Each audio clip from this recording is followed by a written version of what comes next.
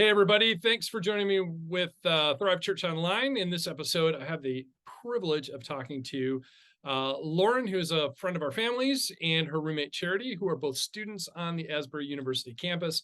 I thought I would get them on some type of chat so that we could talk about what they're seeing, kind of boots on the ground in Wilmore right now with the revival. Thanks, girls, for joining me today. I really appreciate it. You both are really busy, not only with classes, but with finding parking, right? I mean, that's kind of what's going on. Yeah, it's true. So let me take you back, about 2 weeks ago now. This all started on a Wednesday chapel service. And Lauren, I think you texted my daughter, Elizabeth, like Thursday evening saying, hey, by the way, something's going on, kind of a heads up. If you wouldn't both mind just kind of walking us through those first couple of days, what you were hearing, what you were experiencing, what you were seeing, kind of tell us the story. Yeah. So I mean, Wednesday morning was just regular old morning, regular chapel and everything.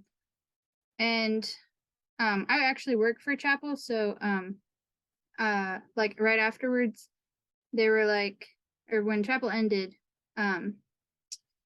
they said, you all are dismissed, but if you would like to, we'll continue worship after the service. For anyone that would like to continue worshiping, which is something they do quite often, I'd say. And so I left to go take care of the things that I do for chapel, and then went to my classes, and that was that. But then at like my 1:00 class happened to be in the same building as Hughes. And I started hearing like there was something going on in there, like there's still worship going on. I was like, is this from chapel? Is this like some other worship event that I hadn't heard of that was going on? But I didn't really pay much attention. What time does chapel normally Yeah, shut it's from down? like 10 to 11. Oh, okay. So 2 hours later, you're still hearing Yeah. things. Okay. Got Yep. it. So that's when I first heard that something was still going. But I didn't really pay much attention. I just went along with the rest of my day.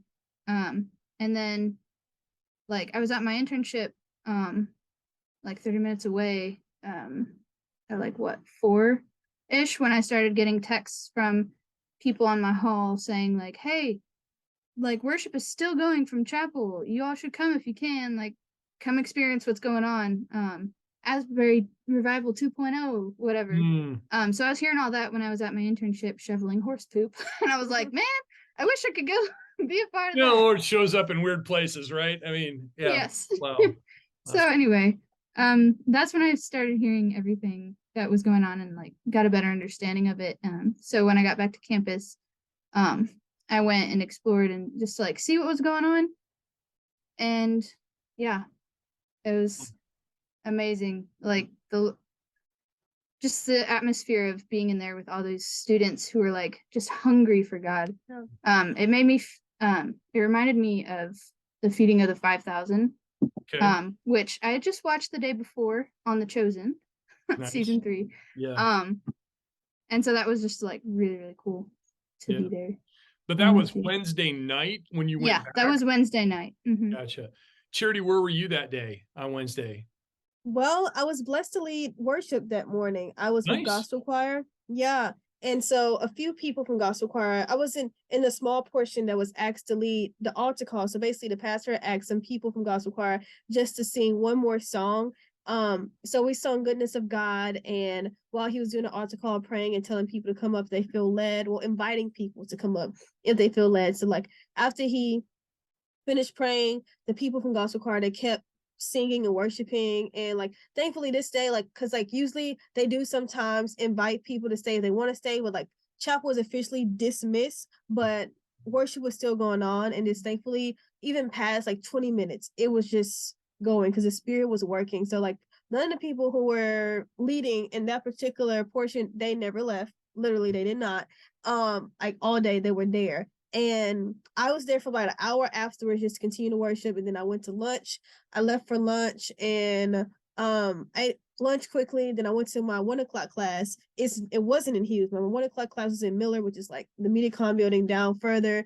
And at the end of my class, because someone had brought up in the beginning, which is around 1 o'clock, someone who just came from, he was like, they're still worshiping in there because my teacher takes prayer requests. It was like, please pray for those people who are still worshiping, because I'm like, oh my goodness. And someone also had told me at lunch that they were still there. So like, yeah. And so at the end of my 1 o'clock class, 2 students came in, was like, revival was here, revival was happening. And also like close to the end of my 1 o'clock or during my 1 o'clock, I got an email from the president. Well, we all got an email from the president of the school saying, come experience what's happening in Hughes, come to Hughes. And so, yeah, I had a 2 o'clock class, but I went to ask my teacher, say, hey, can I please go? He was like, yeah, if you're feeling led, please, I'm not keeping anyone here. So I went, I was there from 2 p.m. to midnight. And I've been there late nights, been blessed to lead worship, and sometimes there too, again, sometimes. So it's been a lot. It's like, yeah, it's a lot, but God is really working. So we had heard there was a report online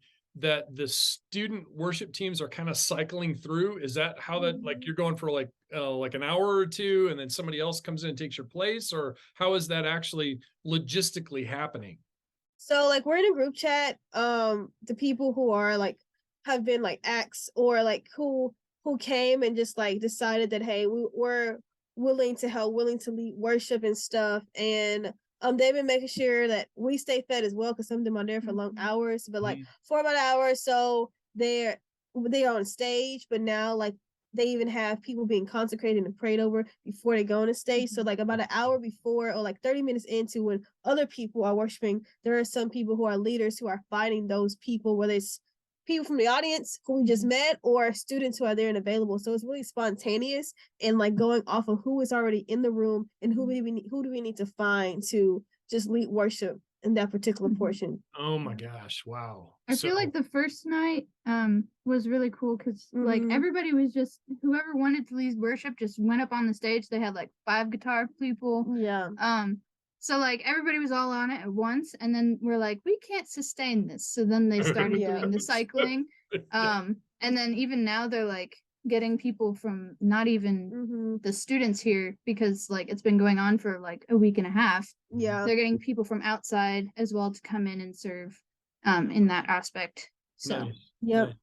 Talk a little bit about kind of the altar call, because the pictures show lots of people gathered around the altar.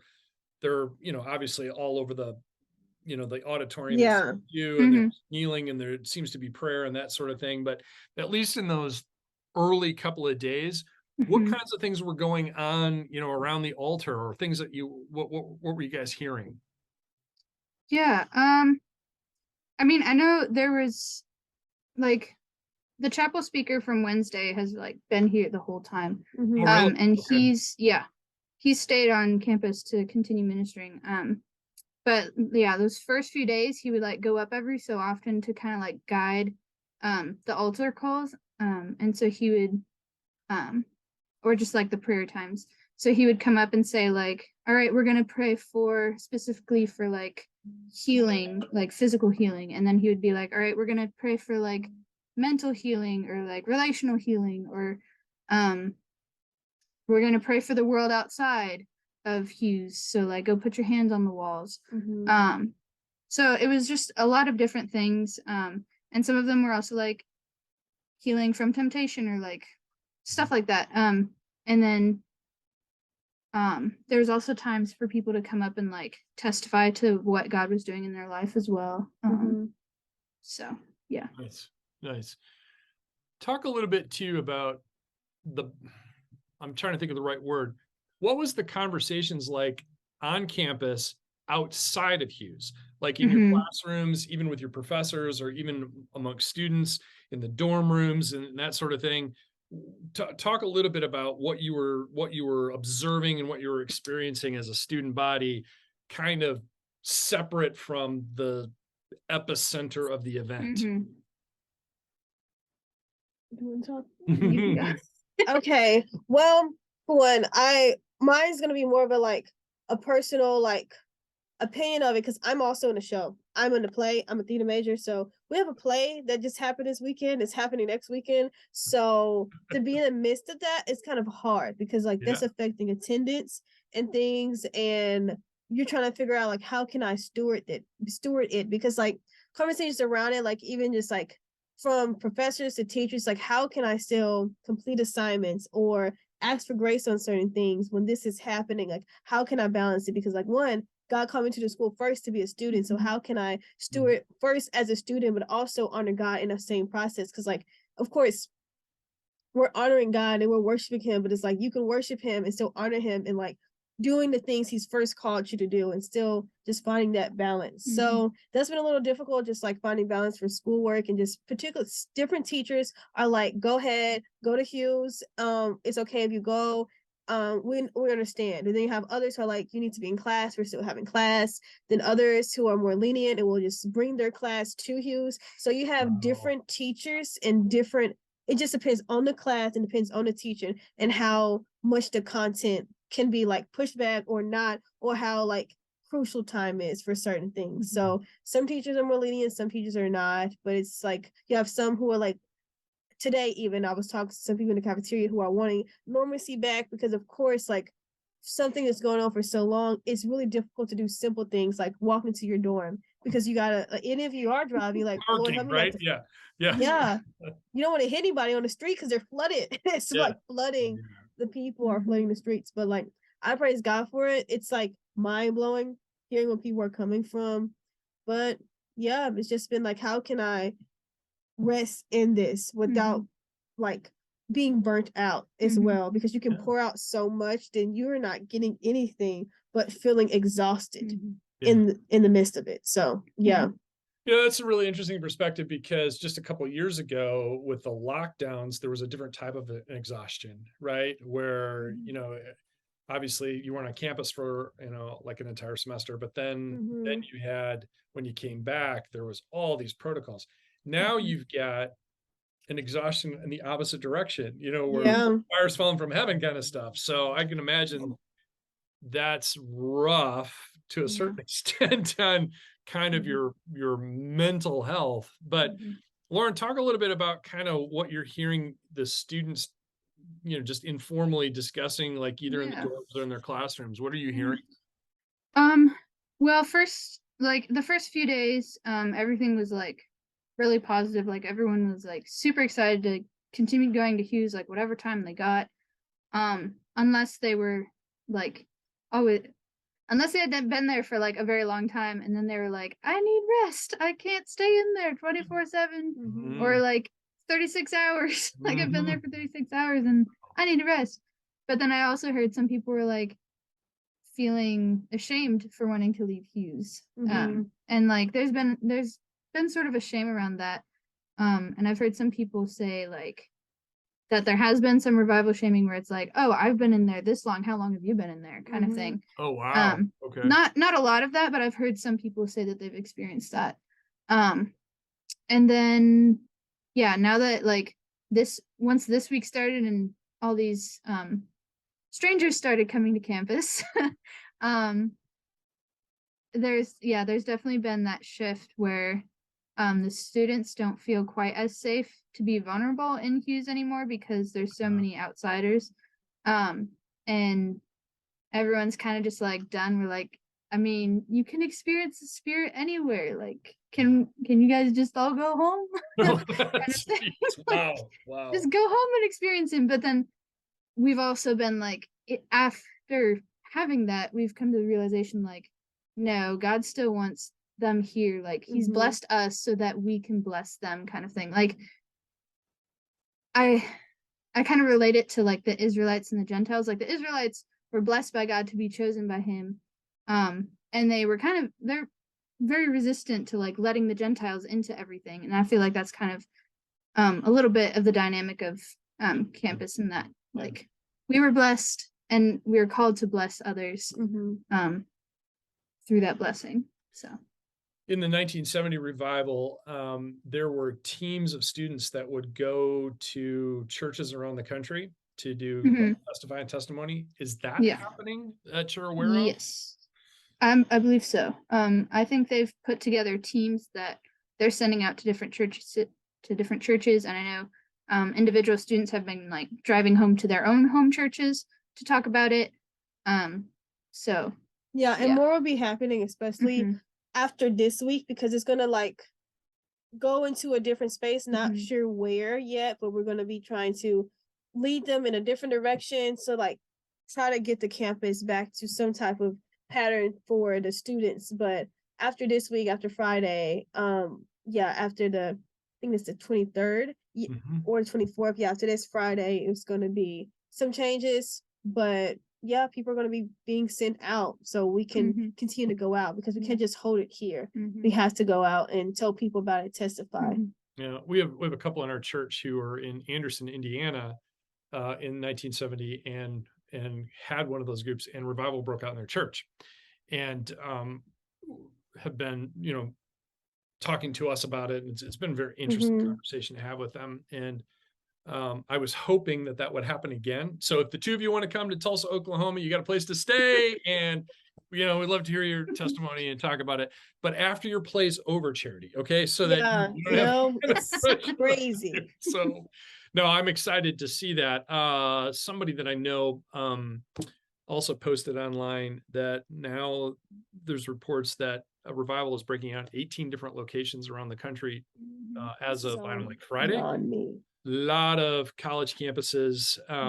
My daughter Elizabeth, who's at Oral Roberts University, said that their president mentioned in chapel last week about the revival, and he said that as soon as he said it, there was like this peace that just settled on the crowd. And I'm like, I don't know what that means. She wasn't sure what it meant, but she goes, "That's how it felt, Dad."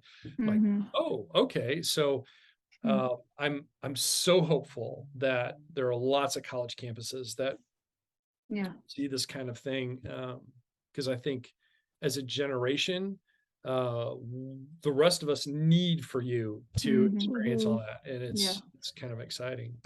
So let's kind of shift gears. You've kind of talked about this a little bit, but obviously when they opened the campus up for outsiders to come in, there's been some shifts that have gone on. What have you seen?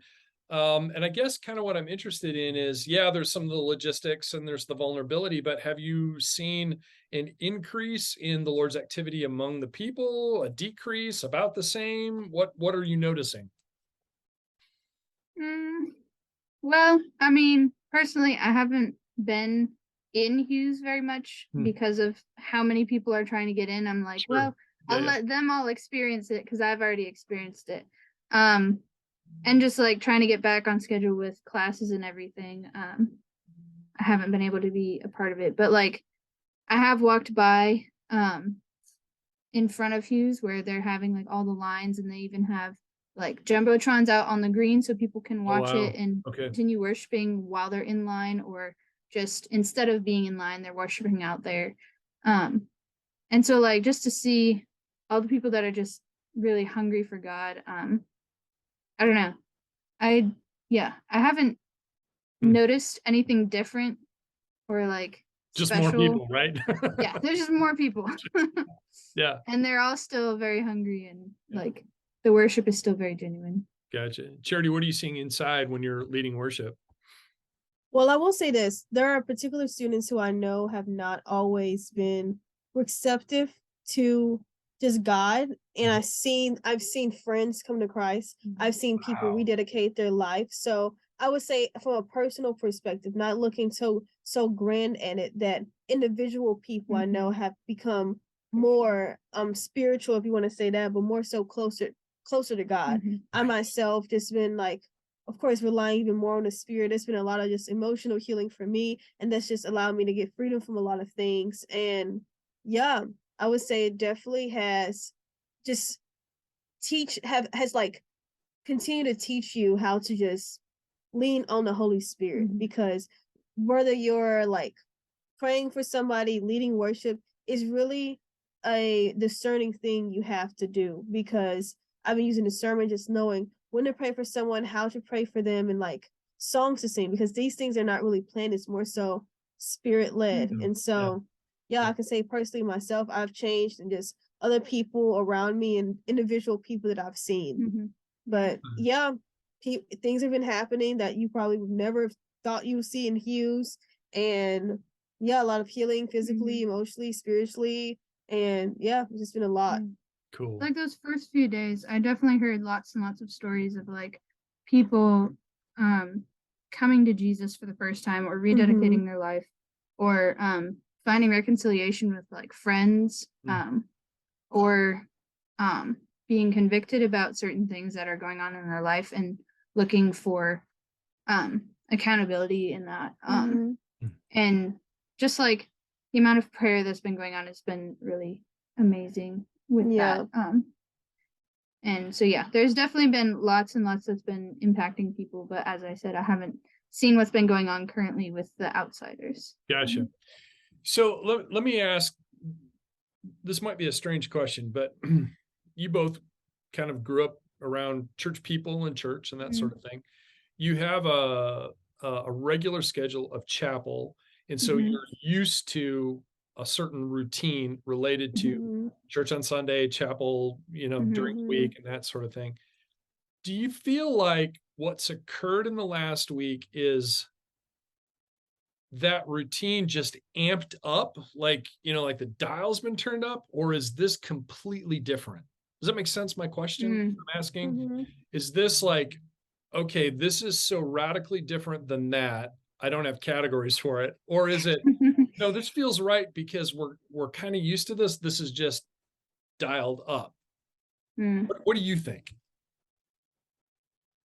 I would say that for sure the first few days there was nothing you could do to try to like bring order to it because it was all the way God. It still is God, but now there's been a rhythm that's been developed and more structure been put in place. And so you're having a different rhythm, but I wouldn't say it's like church because you don't have, announcements in the beginning, worship, pastor preaches, you leave, yada, yada, next thing. It's not a da, da, da, da, and I'm out. It's more so, how can I sit and be in the presence of God? It's an openness and a space just to be in his presence. And so, yeah, that's what I would say. I think it's a rhythm that we should adjust to, that churches and people in the world needs to adjust to, being open for God. Because honestly, that's how it started. To me, importance, like really my opinion, is just people being aligned with allowing the spirit to move. Creating a space for God to move is really what brought this about. It wasn't the people, wasn't a particular people. It was literally people who just had a heart for God and wanted him to have the platform. So when you surrender your platform back to God, it makes a huge difference. And it's him who is the attention, who is the attention being focused on. So yeah. That'll preach. that's a beautiful thing right there. Adjusting ourselves and giving up the platform. I'm totally stealing that. By the way, I'm just going to tell you that up front. Just quote me a little bit. I will. I'll give you credit for it. So I will give you credit for it. So thank you. I think that was really great. Other than normalcy, back on campus, what are you hoping for that comes out of all of this? Well, I saw somebody's shirt yesterday. Someone here that was just for the revival. And it said, "Normal is not coming back. Jesus is." Yeah. So even that in that way, I'm like, I don't really want normal to come back. Really? I want to like just remain like on fire for God. Just like I don't want my normal to come back because my normal was too boring. I don't want like my normal to come back. Wow. Yeah, I don't know. It's just insane. Yeah, I would say I just pray for two things: that people don't get so triggered by this or thrown off to the point where they're like, we have to have the order back, where they go from one extreme to the other extreme, like this has to be the way. I pray that they allow God to change that, because it's the whole thing. Like, honestly, we've lived through two things here that changed stuff entirely. I don't know if people realize, but particularly our class have gone through everything in Asbury, the surrendered class, like from COVID to this. We've been through our freshman, our sophomore year, and senior year. We haven't realized that God's trying to get our attention. That's a problem, because those two things were unifying. One, people could not help what happened then, and people sure cannot help what's happening now. And so I just pray that they allow God to create a new rhythm. I wouldn't even say normal, because rhythms change. Rhythm is like it just changes upon what's depending on what is going on in your life currently. But I pray that we allow God to create and change our rhythm and walk in that direction, and it not just be a moment or a memory, but it's really God ordering our steps, him being the leader that he is, and that he should be in our life. So I just pray for people to surrender and humbly just allow God to be Lord of their life. Yeah. Oh, yeah. So good. Oh, I got so much stuff I'm stealing from you guys. No, that was good. No, I really wrote a appreciate whole it. book about it. Yeah, that's right. Hey, they did it in the 70s, so why not you, right? That would be great. So anyway, well, I want to thank you for spending the time and just talking with us about, your observations live and in person, and kind of seeing it from the beginning till now. And maybe depending on how this thing goes in a couple of weeks, we'll circle back around and do it again and kind of get your impressions then. That would be fun. And seriously, open invitation. Y'all want to come to Tulsa? I will. I'll put you up and feed you and do all that. Just to have you, talk and share, some of your experience. But this is the wonders of technology. We're able to do a little bit of that right now. And so thanks for taking the time out of your day to spend it, with me, answering a bunch of questions and whatnot. Yeah.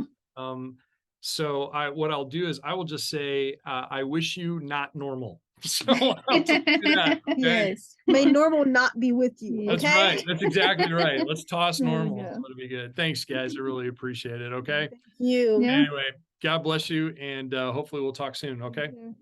God bless you. Yeah.